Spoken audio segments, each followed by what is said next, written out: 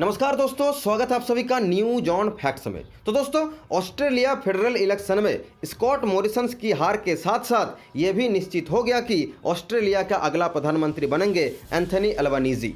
अगर बात करें स्कॉट मॉरिसन की, तो देखिए, स्कॉट मॉरिसन एक प्रो इंडियन प्राइम मिनिस्टर था। स्कॉट मॉरिसन ने भारत और ऑस्ट्रेलिया के संबंध को एक नई पहचान दी। पिछले कुछ ही सालों के अंदर भारत ने ऑस्ट्रेलिया के साथ बहुत सारे आर्थिक समझौता किए। 2020 में India Australia military base agreement को भी साइन कर लिया गया, जिसके जरिए भारत और ऑस्ट्रेलिया अपने ज़रूरत के हिसाब से एक दूसरे के मिलिट्री बेस को इस्तेमाल कर सकेंगे, और ये चीन के विरुद्ध में लिया गया एक मेजर स्टेप्स था। इसके अलावा हाल ही में ऑस्ट्रेलिया और भारत ने फ्री ट्रेड एग्रीमेंट पर भी हस्ताक्षर कर दिए हैं। स्कॉट मॉरिसन और प्रधानमंत्री नरेंद्र मोदी जी ने जिस तरीके से भारत और ऑस्ट्रेलिया के संबंध को एक नई पहचान दी है, अब जिम्मेदारी एंथोनी अल्बानीजे के कंधों पर है कि वो भारत और ऑस्ट्रेलिया के संबंध को एक नई ऊंचाई पर ले जाए। ऑस्ट्रेलिया फेडरल इलेक्शन में जीतने के बाद अब एंथोनी अल्बानीजी बहुत जल्द टोक्यो में क्वाड के समिट में जाएंगे और भारत के साथ एक द्विपक्षीय वार्ता में भी शामिल होंगे। ऑस्ट्रेलिया नेशनल इलेक्शन में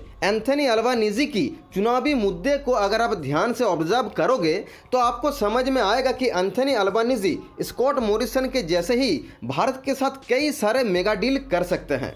एंथोनी अल्बानीजी ने अपने चुनावी एजेंडे में सबसे ज़्यादा जोर दिया है ग्रीन एनर्जी पर, क्योंकि क्लाइमेट चेंज ऑस्ट्रेलिया में इस समय एक बहुत बड़ा मुद्दा है। कारण है, क्लाइमेट चेंज की वजह से ऑस्ट्रेलिया को बाढ़ का सामना करना पड़ चुका है, तो वहीं जंगलों में भयानक आग भी लग चुकी है। इंडो पैसिफिक्स में चाइना जिस तरीके से अपना शिकंजा कस रहा है, उससे ऑस्ट्रेलिया बहुत ज़्यादा परेशान है। और कुछ ही समय पहले चाइना ने सोलोमन आइलैंड के साथ एक सिक्योरिटी पैक्ट को साइन कर लिया है, जो कि ऑस्ट्रेलिया से महज 2000 किलोमीटर दूर है। और ऑस्ट्रेलिया नेशनल इलेक्शन में एंथोनी अल्बानीजी का ये बहुत बड़ा एजेंडा था कि किसी भी तरीके से ऑस्ट्रेलिया को अपनी सुरक्षा करनी होगी और चाइना के बढ़ते कदम को रोकना होगा। अब इन सब बातों से ये साफ पता चलता है कि एंथोनी अल्बानीजी की जो फोकस है वो है ग्रीन एनर्जी और डिफेंस के ऊपर।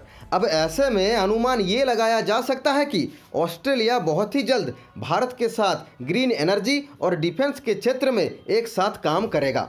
अगर बात करें ग्रीन एनर्जी की, तो सोलर एनर्जी में ऑस्ट्रेलिया का जो टेक्नोलॉजी है, इसको दुनिया की बेस्ट सोलर एनर्जी टेक्नोलॉजी में से एक मानी जाती है। कुछ ही महीनों पहले ऑस्ट्रेलिया ने महज $16 बिलियन से एक सोलर पावर प्लांट बनाया था, और इसकी टेक्नोलॉजी इतनी एडवांस है कि बस इस एक सोलर पावर प्लांट से पूरे सिंगापुर जैसे शहर की बिजली की ज़रूरतों को पूरी की जा सकती है। और अगर भारत को ग्रीन एनर्जी में ऑस्ट्रेलिया का साथ मिला तो ये भारत के लिए बहुत बड़ी खुशखबरी होगी।